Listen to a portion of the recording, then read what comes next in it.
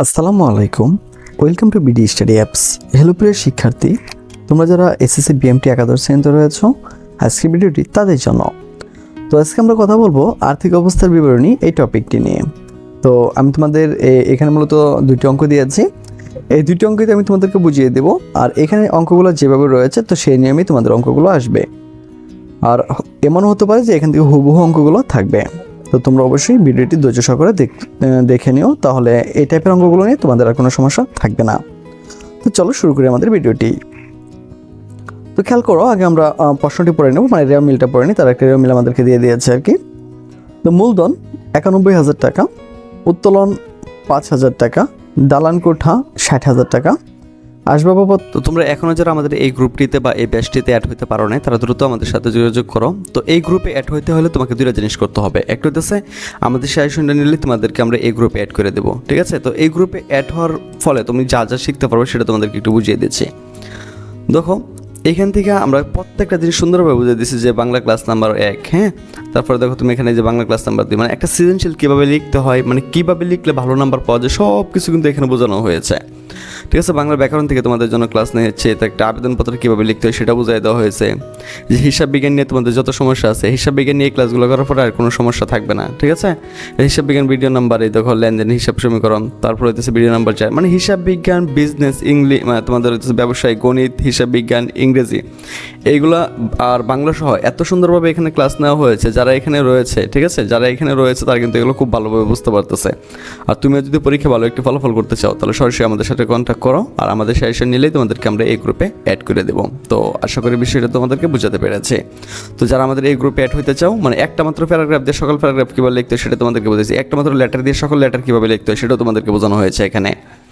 তারপরে English video number, এখানে গ্রামারগুলো তোমাদেরকে বোঝানো হয়েছে, তার পাঞ্চুয়েশন তোমাদেরকে বোঝানো হয়েছে, মানে সকল কিছু এখানে বোঝানো হয়েছে, হ্যাঁ। তো তুমি চাইলে কিন্তু এখানে অ্যাড হয়ে যেতে পারো। আর এখানে অ্যাড হওয়ার জন্য কিন্তু আমাদের কাছে অবশ্যই যোগাযোগ করতে হবে। সারা জীবন যদি এখানে রিকোয়েস্ট মানে রেখে দাও, তাও কোনো লাভ নাই। সহজ কথা হইতেছে, এটার জন্য তোমাকে আমাদের সাথে কন্ট্যাক্ট করতে হবে।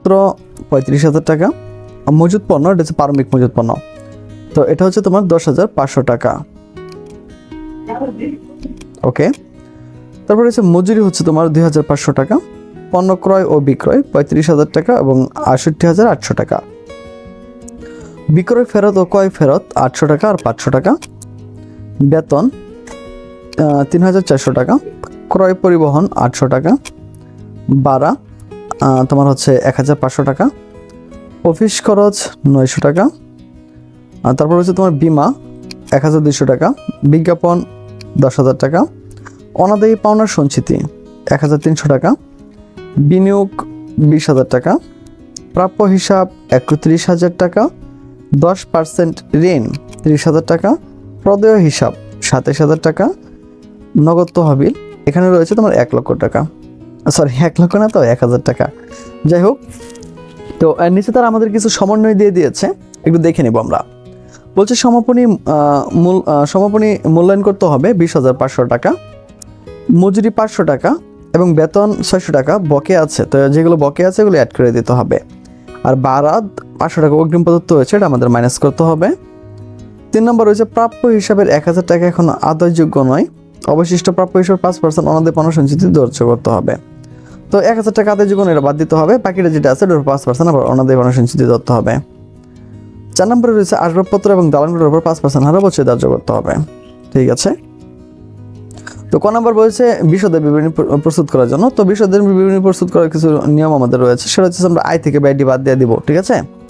চলো দেখে নেই।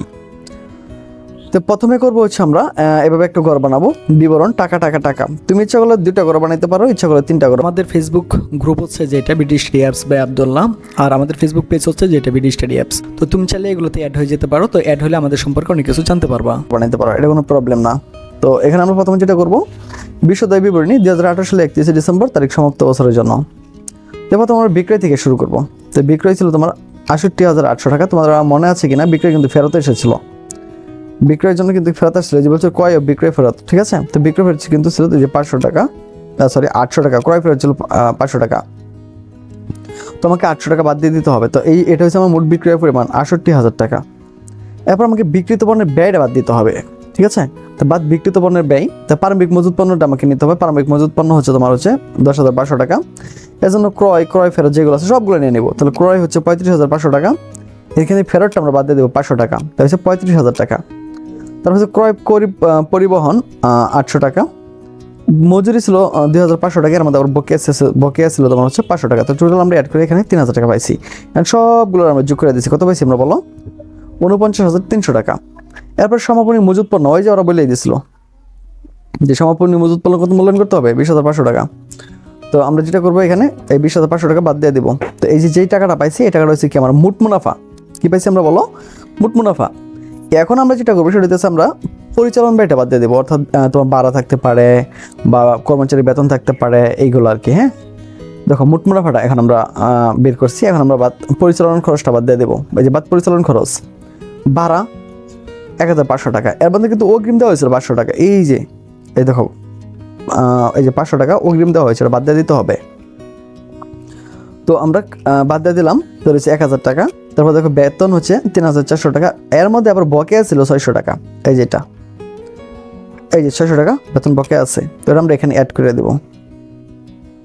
এই যে অ্যাড করে দিলাম, ঠিক আছে, ওকে। তারপর অফিস খরচ আমরা এই করে লিখে নিলাম। আমরা এই দেখো এটা যে 3,400 যেটা আছে এর সাথে আমরা 600 টাকা যোগ করে দিয়েছিলাম আর কি, বেতনটা পর 4,000 টাকা এগুলো নিয়ে আসছি। অফিস খরচ এগুলো নিয়ে আসলাম।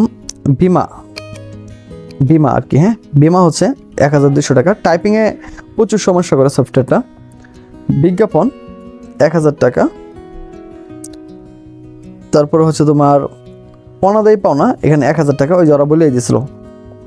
স্যার এটা কোথায় একটু দেখতে চাই। এই যে অনাদায়ী পাওনা, এটা আদায়যোগ্য নয়। আর অনাদায়ী পাওনা সঞ্চিত হতে হবে 5%। ওকে, তো অনাদায়ী পাওনা হচ্ছে এত টাকা। তো নতুন অনাদায়ী পাওনা এত টাকা। তো দুটা পাইছি আমরা কত? এত টাকা। বাদ পুরাতনটা আমাদেরকে বাদ দিয়ে দিতে হবে। তো পুরাতনটা যদি আমরা বাদ দিয়ে দিই তাহলে হচ্ছে আমার কত? 1,200 টাকা। তো অবচয় সমূহ আমাদেরকে এখন ধরতে হবে। অবচয় সমূহটা এভাবে হবে যে আসবাবপত্রের 5% এত টাকা, দালান কোঠার 5% এত টাকা। তো আমরা টোটাল এই টাকাটা পাইছি। তো এই টাকাটা আমরা এই ঘরে নিয়ে আসছি। এই ঘরে আনার পরে আমরা এই যে এই টাকাটা আছে না, এই টাকাটা থেকে আমরা এই টাকাটা বাদ দিয়ে দেবো। পাইছি আমরা 16,150 টাকা। এখন আমাকে যেটা করতে হবে পরিচালন মুনাফাটা নিয়ে নিতে হবে। এই যে এটা যেটা বাড়িয়েছে এটা কিন্তু পরিচালন মুনাফা, ঠিক আছে। এখন আমরা যেটা করবো সেটা হচ্ছে কি আমরা অপরিচালন আয়টা এখন বাদ দিয়ে দিতে হবে। আগে পরিচালন আয় বাদ দিয়েছি, এখন হচ্ছে কি আমরা অপরিচালন আয়টা বাদ দিয়ে দিব। তো ঋণের বকেয়া সুদ 3,000 টাকা। আর ঋণের সুদের কথা বলছিল 10% ঋণ।